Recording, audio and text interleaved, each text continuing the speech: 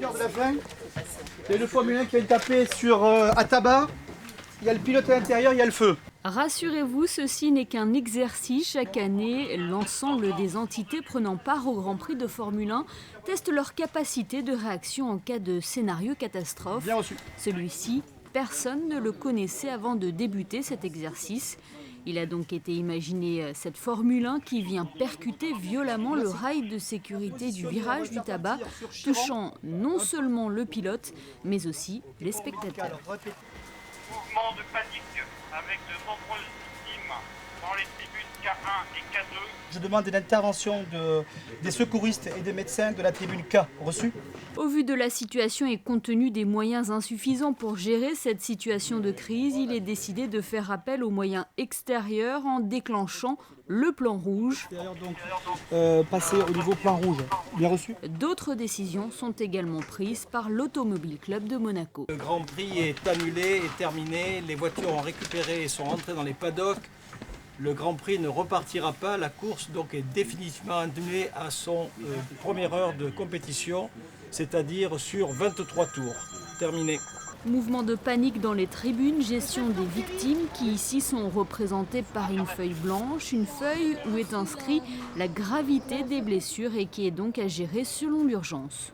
Nous avons un système mais qu'on a fait simplement au crayon aujourd'hui parce qu'on joue là, mais normalement quand on arrive sur les lieux, nous avons des bandeaux de couleurs, rouge pour les urgences absolues, orange pour les urgences relatives, vert pour les impliqués, noir pour les décédés.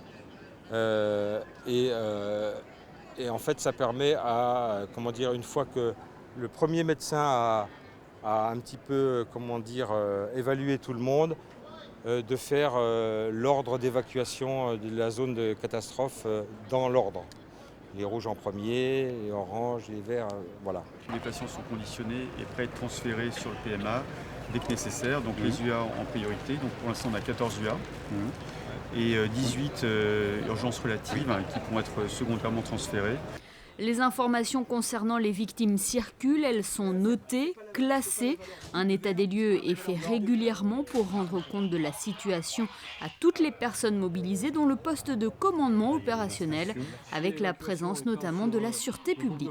En plus de la sécurité générale de la ville qui nous échoit, sur ce type de mission, nous avons plusieurs prérogatives. D'abord, la première, et qui est assez importante, c'est la gestion de la foule. Et l'évacuation de la foule, dans ce type d'événement dramatique, dans ce type d'accident, il faut gérer les mouvements de la foule et notamment l'évacuation des tribunes.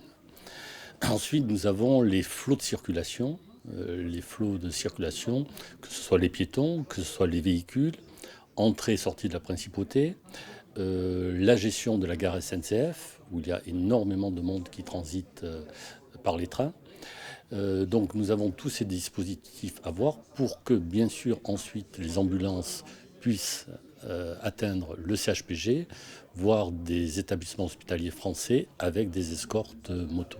Si cet accident s'était réellement passé, il aurait mobilisé près de 300 personnes, des sapeurs-pompiers, des médecins, du personnel de l'ACM ou de la Croix-Rouge monégasque.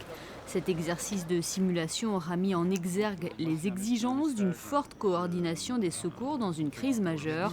Un exercice nécessaire qui aura permis de se roder et de se parer à toute éventualité.